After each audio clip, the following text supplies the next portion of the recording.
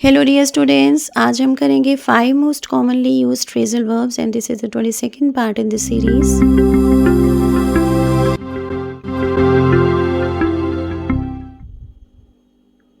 Number 1, look ahead. Look ahead का meaning होता है थिंक ऑफ द फ्यूचर। जब आप फ्यूचर के बारे में सोचते हो, यानी कि आने वाले समय के बारे में कुछ सोचते हो। It's time to forget the past and look ahead. इसका मीनिंग है कि अब समय आ गया है कि हम पास्ट को भुला दें, यानी कि बीते हुए समय को भुला दें और आगे के बारे में सोचें, फ्यूचर के बारे में सोचें। ओके, आई होप आपको अच्छी तरह से क्लियर हो गया है। यहाँ पर हम लुक अहेड का मीनिंग ये नहीं कह रहे हैं कि आगे हमारे क्या पड़ा हुआ है, कौन सी चीज़ है या रास्ते में क्या पड़ा हुआ है उसको हम देखें। यहाँ पर हम फ्यूचर की बात कर रहे हैं, ठीक है, आने वाले समय की बात कर रहे हैं। तो चलिए अब हम बढ़ते हैं सेकंड फ्रेजल वर्ब की तरफ। सेकंड फ्रेजल वर्ब दिखाने से पहले मैं आपसे रिक्वेस्ट करना चाहूँगी कि अगर आपने मेरे चैनल को अभी तक सब्सक्राइब नहीं किया है तो प्लीज़ कर लेना। देखते हैं number 2, look up to. Look up to का मीनिंग होता है टू एडमायर, यानी कि किसी को पसंद करना, किसी की तारीफ़ करना। ओके, जब आप किसी को एज एन इंस्पिरेशन देखते हो, वो आपके लिए एक प्रेरणा का स्रोत बन जाता है। ओके, जो आपको प्रेरणा देता है, तो उसके लिए आप यूज़ कर सकते हो look up to.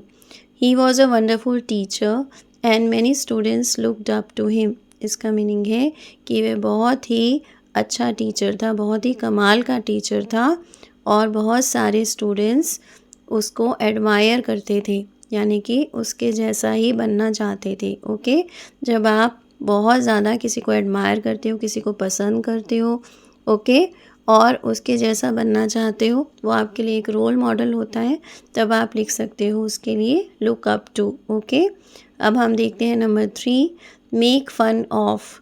Make fun of का मीनिंग होता है लाफ एट, किसी के ऊपर हंसना। मेक जोक्स अबाउट, ओके, किसी के ऊपर jokes banana. The old lady dresses so strangely that the kids make fun of her.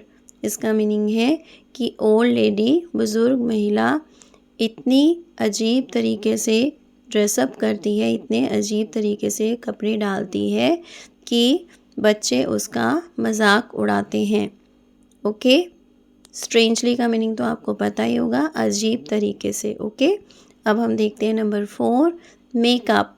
Makeup का मीनिंग होता है इन्वेंट। और क्या इन्वेंट करना? एक्सक्यूज़ या स्टोरी, कोई बहाना बनाना या फिर कोई कहानी बनाना। Some employees make up excuse when they arrive late for work.